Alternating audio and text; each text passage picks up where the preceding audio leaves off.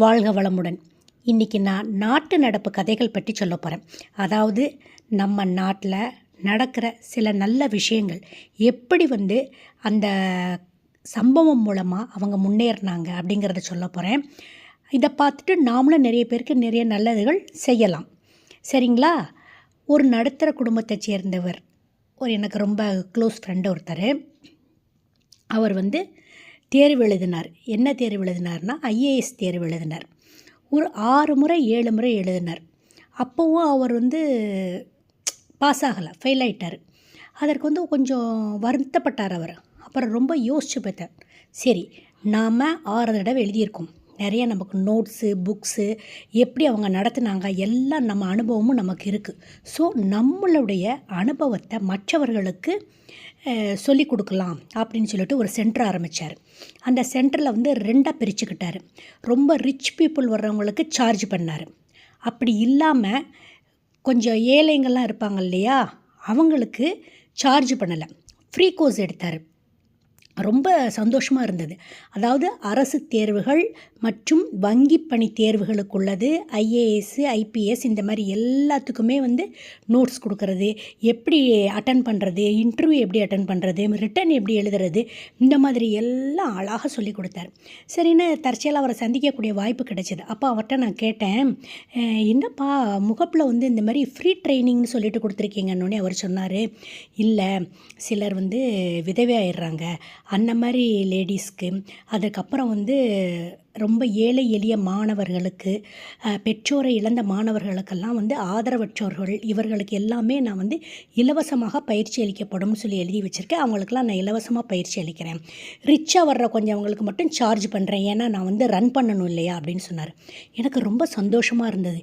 இந்த மாதிரி சேவையை நம்மளில் பலர் செஞ்சாங்கன்னா எல்லோருக்குமே ரொம்ப உபயோகமாக இருக்குமேன்னு சொல்லிட்டு அவரை மனதார வாழ்த்திட்டு நான் அந்த இடத்த விட்டு நகர்ந்து வந்துட்டேன். அடுத்த நிகழ்ச்சி என்னன்னு கேட்டிங்கன்னா சுயதொழில். இப்போ நிறைய பேர் படிக்கிறாங்க, படித்ததுக்கு ஏற்ற வேலை கிடைக்கணும் அப்படின்னு நினைக்கிறாங்க. ரொம்ப ரொம்ப கஷ்டப்பட்டு கிடைச்சா கூட ஒரு 1 lakh 2 lakh அதோட சேலரி அப்படியே ஃப்ரீஸ் ஆயிடுது. என்னோடய ஃப்ரெண்டு ஒரு லேடி, அவங்க எம்பிஏ படித்தாங்க. நான் சொல்கிறது ஒரு 10-15 வருஷத்துக்கு முன்னாடின்னு வைங்களேன். எம்பிஏ படிச்சுட்டு அவங்க என்ன பண்ணாங்கன்னா, பட்டம் வாங்கின உடனே ஒரு இதில் போய் ஜாயின் பண்ணணும் அப்படின்னு பார்த்தாக்க, அவன் ரொம்பலாம் காசு கொடுக்கல, கொஞ்சம் ஓரளவு ஒரு 50,000 அந்த மாதிரி தான் கொடுக்குறதா சொன்னான். ரொம்ப யோசனை பண்ணி பார்த்தாங்க. அதுக்கப்புறம் என்ன பண்ணாங்கன்னா, ஐஸ் கம்பெனி வைக்கிறது எப்படிங்கிறத பற்றி ஒரு பயிற்சி வகுப்போட சேர்ந்து கொஞ்சம் வங்கியில் போய் கடன் பெற்று ஐஸ் கம்பெனி ஒன்றை ஆரம்பித்தாங்க. அது பல வகையான சுவைகளில் குல்ஃபி, வகை வகையான ஐஸ்கிரீம்ஸு அந்த மாதிரி எல்லாம் தயாரித்தாங்க. தயாரித்ததோடு மட்டும் இல்லாமல் என்ன பண்ணினாங்கன்னா, நடமாடும் விற்பனையகங்கள் மூலம் விற்பனைக்கு அனுப்பி வச்சாங்க.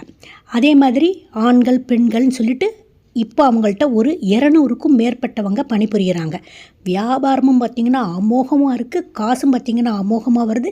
நிறைய இன்ஸ்டியூஷனுக்கு கூட உள்ள படிக்கிற மாணவ மாணவியர்களுக்கு கூட கொஞ்சம் ஃப்ரீயாக கூட கல்வியெல்லாம் கூட கொடுக்குறாங்க. அந்த அளவுக்கு வருமானம் பார்த்திங்கன்னா சூப்பராக வந்துருச்சு. அவங்க சுயதொழிலை தேர்வு செய்ததுக்கு ஏன்பா இப்படி தேர்வு செஞ்சேன்னு சொல்லி அவங்கள்ட்ட கேட்டேன். அப்போ அவங்க சொன்னால், எப்பா அடுத்தவங்கள்ட்ட வேலை பார்த்தா என்னோடய வருமானமும் வாழ்க்கையும் வளர்ச்சியும் அவர்களோட கைகளில் தான் இருக்கும். சுயதொழிலில் அவை அனைத்துமே என் எண்ணத்திற்கும் உழைப்புக்கும் ஏற்றவாறு இருக்கும். அதை மாதிரி மாத ஊதியத்திற்கு ஒரு எல்லை உண்டு.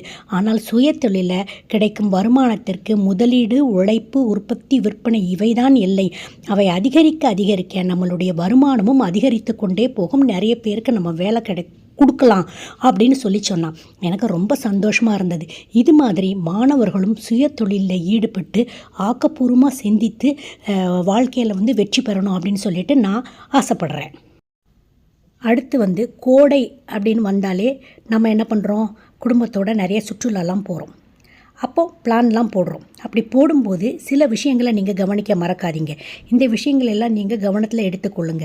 சொந்த காரில் போகிறவங்க, அவங்களுக்கு கார் ஓட்ட தெரிஞ்சிருந்தா கூட பாதுகாப்பான பயணம் மற்றும் சுற்றுலாவை ரசித்து மகிழ்வதற்கு வசதியாக அனுபவமுள்ள ஓட்டுநரை கூட்டிகிட்டு போகிறது ரொம்ப நல்லது.